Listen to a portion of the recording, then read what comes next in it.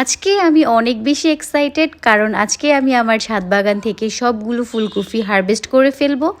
আর এই ফুলকপিগুলো হারভেস্ট করার কারণ হচ্ছে এগুলো আর বড় হবে না, যা বড় হওয়ার তা হয়ে গিয়েছে। ফুলকপিগুলো আর বেশি দিন রাখলে ফুলকপিগুলো আর খাওয়া যাবে না, কারণ বাড়তি হয়ে যাবে।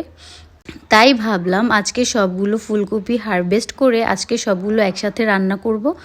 তো ফুলকপি হারভেস্ট করার সাথে সাথে দেখলাম দুই তিনটা বেগুনও বড় হয়ে গিয়েছে, তাই ভাবলাম বেগুনগুলোও হারভেস্ট করে ফেলি।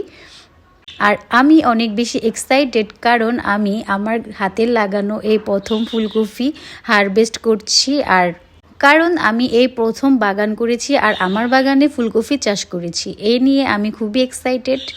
আর হ্যাঁ, বলো তো তোমরা কারা কারা আছো আমার ভিডিওতে এখনও লাইক কমেন্ট শেয়ার করো না। তোমাদের উৎসাহ পেলে আমি আরও ভালো ভালো নিত্য নতুন ভিডিও নিয়ে তোমাদের মাঝে হাজির হব। বেশি বেশি